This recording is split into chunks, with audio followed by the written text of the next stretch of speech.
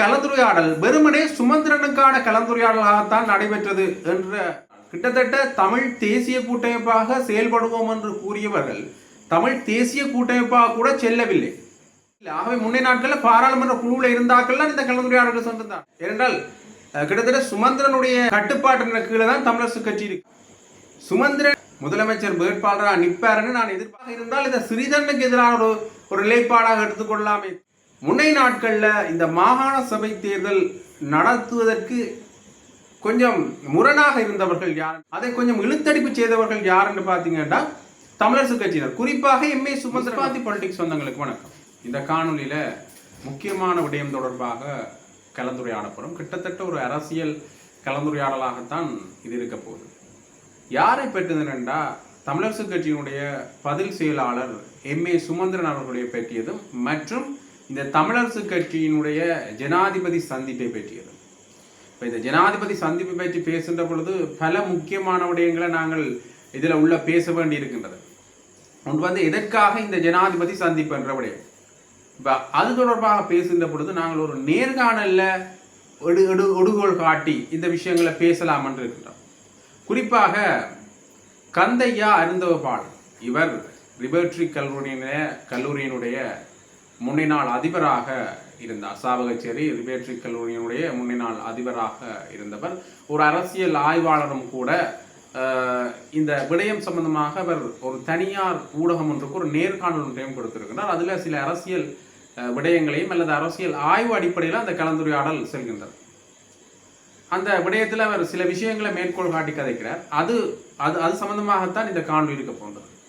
ஏன்னு பார்த்தீங்கன்னா இந்த தமிழரசு கட்சியினுடைய சந்திப்பு பற்றி பேசுகின்ற பொழுது ஏதோ ஒரு வகையில் தமிழ் கட்சிகள் இந்த நாட்டினுடைய ஜனாதிபதி அல்லது இந்த நாட்டினுடைய தலைவரோட பேச வேண்டிய கட்டாயம் இருக்கின்றது. ஏனென்றால் எங்களுடைய அரசியல் தீர்வுகள் சம்பந்தமாக பார்க்கின்ற பொழுது நாங்கள் ஏதோ ஒரு வகையில் இந்த நாட்டினுடைய தலைவர்களோட பேசித்தான் சில தீர்மானங்கள் எடுக்க வேண்டி இருக்கின்றது. அந்த வகையில் கட்டாயம் ஒரு அரசியல் தலைவரோட அல்லது இந்த நாட்டினுடைய தலைவரோட பேச வேண்டிய தேவைப்பாடு இருக்கின்றது.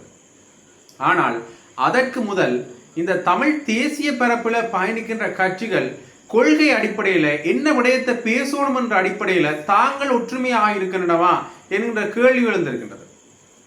இது சம்பந்தமாக ஏலவே கஜேந்திரகுமார் பொன்னம்பலம் அவர்கள் நாங்கள் ஒன்றாக பேசுவோம் என்று கேட்ட பொழுது அதை பெரிதாக தமிழரசு கட்சி அலட்டிக் கொள்ளவில்லை.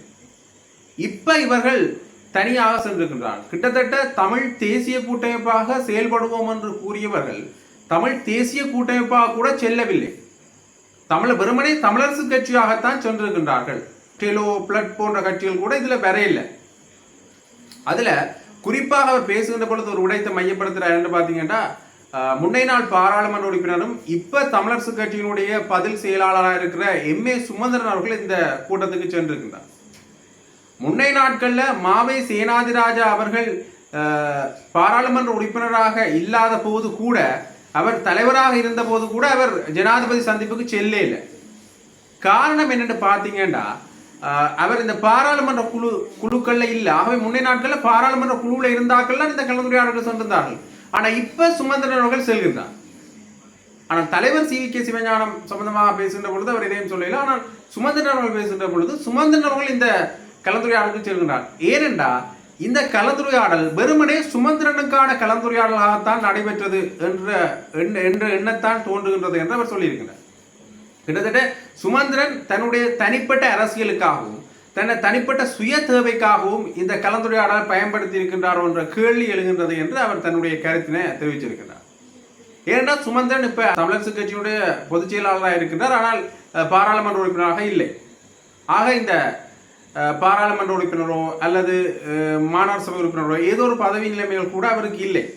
ஆகவே அவர் இந்த விடயத்தில் அரசியலில் உள்ள வருவதற்காக அல்லது ஜனாதிபதி அனுரகுமார் நாயக்கனுடைய அரசாங்கத்தோடு ஒரு நல்ல உறவை பேணுவதற்காகத்தான் இந்த விடயத்தை அவர் செய்திருக்கின்றார், இந்த கலந்துரையாடலை செய்திருக்கின்றார் என்ற விமர்சனம் முன்வைக்கப்பட்டிருந்தது, பார்முடியமாக இருந்தது அந்த அரசியல் கலந்துரையாடல் அல்லது அரசியல் நேர்காணல். அப்ப அதுல இந்த எம்ஏ சுமந்திரன் தொடர்பான விடயம் தான் முழுவதுமே பேசப்பட்டது. அதுல ஒன்று இந்த ஜனாதிபதி அனுரகுமார் நாயக்கனுடைய கலந்துரையாடல் சுமந்திரனுக்கான கலந்துரையாடலாகத்தான் அமைந்திருந்தது. தமிழர்களுடைய அரசியல் தீர்வு சம்பந்தமான கலந்துரையாடலாக இது அமையவில்லை என்ற பொருள்பட அவர் பேசியிருந்தார். அது சம்பந்தமாக பேசப்பட்டிருந்தாலும் கூட இது அது தொடர்பான விடயமாக அமையவில்லை. ஒன்று இந்த விடயம் தொடர்பாக பேசுகின்ற பொழுது தமிழ் கட்சிகள் ஒன்றிணைந்து தாங்கள் ஒரு முடிவு எடுத்திருக்கணும். பிறகு இந்த கள நிலைமைகளை ஆராய்ந்து இந்த இடத்துல போய் பேசியிருக்கணும் என்ற விடயத்தை அவர் சொல்லியிருந்தார். ஆக எங்களுடைய முன்னைய காணொலிகளில் கூட நாங்கள் சொல்லியிருந்தோம், இவர்கள் அரசியல் தீர்வு சம்பந்தமான விடயத்தை பேச போகின்றாங்க. ஆனால் அரசியல் கள நிலைமைகள் இங்கே மோசமாக இருக்கின்றது. இனவாதத்தை பேச மாட்டோம், இனவாதம் சார்ந்து கதைக்க மாட்டோம் என்று சொன்னவர்கள் கூட இந்த புத்தர் சிலை விவகாரத்தில் ஒரு தவறான நிலைப்பாட்டை எடுத்திருக்கின்றார்கள். ஆகவே எப்படி அல்லது என்ன விடயத்தை இவர்கள் கதைக்க போகின்றார்கள் என்ற கேள்வி மக்கள் மத்தியில் எழுந்திருக்கின்றது என்று நாங்கள் எங்களுடைய காணொலியில் சொல்லியிருந்தோம். அதே மாதிரி ஒரு நிலைப்பாட்டில் இந்த கள நிறுவனங்களை அறிந்து இவர்கள் போய் பேசியிருக்க வேண்டும் என்ற விஷயத்தை அவர் சொல்லியிருந்தார். அது மட்டும் இல்லாமல் இன்னொரு முக்கியமான விடயம் தொடர்பாக பார்க்கின்ற பொழுது, முன்னை நாட்களில் இந்த மாகாண சபை தேர்தல் நடத்துவதற்கு கொஞ்சம் முரணாக இருந்தவர்கள் யார் என்று பார்த்தீங்கன்னா, அரசாங்கம் நல்லாட்சி காலத்தில் மாநகர சபை என்ற விடயம் பேசப்படுகின்ற பொழுது அதை கொஞ்சம் இழுத்தடிப்பு செய்தவர்கள் யார் என்று பார்த்தீங்கன்னா தமிழரசு கட்சியினர், குறிப்பாக எம்.ஏ. சுமந்திரன் அவர்கள். ஏன்னு பார்த்தீங்கன்னா அந்த காலப்பகுதியில் தமிழ் தேசிய மக்கள் முன்னணிக்கான ஆதரவு அந்த காலப்பகுதியில் இருந்தது. ஆகவே இந்த இடத்துல அவர்கள் வந்தால் தங்களுக்கு எப்பயுமே மாநகர சபையில் தங்களுடைய விடயம் கிடைக்காது அல்லது தாங்கள் வெற்றி பெற மாட்டார்கள் என்பதற்காகத்தான் அதை இழுத்தடிப்பு செய்தார்கள் என்ற விஷயத்தை அவர் சொல்றேன். அது மட்டும் இல்லாமல் இந்த விடயம் தொடர்பாக பேசுகின்ற பொழுது, இந்த குறிப்பிட்ட கலந்துரையாடலுக்கு சென்ற பொழுது இந்த பாராளுமன்ற உறுப்பினர்கள் கூட சரியான முறையில் இல்லை. ஏனென்றால் கிட்டத்தட்ட சுமந்திரனுடைய ஒரு கட்டுப்பாட்டின் கீழே தான் தமிழரசு கட்சி இருக்கு. ஆகவே நெறியால் பேசுகின்ற பொழுது அந்த விடயத்தில் அந்த பாராளுமன்ற உறுப்பினர்கள் நடுநடுங்கி கொண்டிருந்தார்கள் என்ற ஒரு விடயத்தை பயன்படுத்தியிருந்தார். ஆகவே சுமந்திரனுடைய ஒரு ஒரு விடயத்தில் தான், ஒரு கட்டுப்பாட்டின் கீழே தான் கட்சி இருக்குன்ற ஒரு பொருள் அவர் பேசியிருந்தார். ஆக இந்த விடயத்தில் என்னதான் சுமந்திரனுடைய கட்டுப்பாட்டில் இருந்தாலும் இந்த பாராளுமன்ற உறுப்பினர்கள் வெளியே வந்து சுயாதீனமாக செயல்பட முடியாதான்ற ஒரு கேள்வி இருந்தது. அப்போ அதற்கும் அவர் ஒரு விடயத்தை சொல்றாரு பார்த்தீங்கன்னா, அந்த அளவுக்கு அவர்கள் மேலேயும் சில குற்றச்சாட்டுகள் விமர்சனங்கள் இருக்கின்றது. ஆக அவர்கள் மேலே இருக்கிற அந்த விமர்சனங்கள் குற்றச்சாட்டுகளால் தான் அவர்கள் இந்த நிலைப்பாட்டில் இருக்கிறார்கள். இல்லை அவர்கள் எப்பயோ வெளியில் வந்து தனியாக செயல்பட்டிருப்பார்கள் என்ற பொருள்பட அவர் சொல்லியிருந்தார். கிட்டத்தட்ட இந்த சுமந்திரன் மாகாண சபை தேர்தலில் முதலமைச்சராக வரப்போன்றார் என்று பேசப்படுகின்றது. ஆனால் சுமந்திரன் பேசுகின்ற பொழுது என்ன சொன்னார் என்றால், கட்சி என்ன நிலைப்பாடு எடுக்குதோ, கட்சி நான் மாநகர சபை முதல்வராக சுமந்திரனை முதல்வர் வேட்பாளராக சுமந்திரனை தெரிவு செய்கின்றோம் என்றால் அதே மாதிரி நான் தயாராக இருக்கிறேன். அதாவது கட்சி என்ன முடிவு எடுக்குதோ அந்த முடிவில் தான் நான் இருக்கேன் சுமந்திரன் தெரிவித்திருந்தார். இது தொடர்பாக பலர் கூறியிருந்தார்கள், தமிழரசு கட்சியினுடைய முதலமைச்சர் வேட்பாளர் சுமந்திரன் தான் என்ற விடயத்தை. இது தொடர்பாக அதிபரிடம் கேட்ட பொழுது அவர் என்ன விஷயத்தை சொல்லியிருந்தார் என்று பார்த்தீங்கன்னா, சுமந்திரன் இந்த விடயம் தொடர்பாக முதலமைச்சர் வேட்பாளராக நிற்பார்னு நான் எதிர்பார்க்கல. ஏனென்றால் இவர் ஏதோ ஒரு வகையில் தன்னுடைய அரசியல் இருப்பை உறுதிப்படுத்திக் கொள்வதற்காக கட்சியை தன் கைக்குள்ள வைக்கணும், கட்சியை கட்டுப்பாட்டுக்குள்ள வைக்கணும் என்ற விடயத்திலாம் இருக்கிறார். அதால் இவர் வருவார் என்று எதிர்பார்க்கல.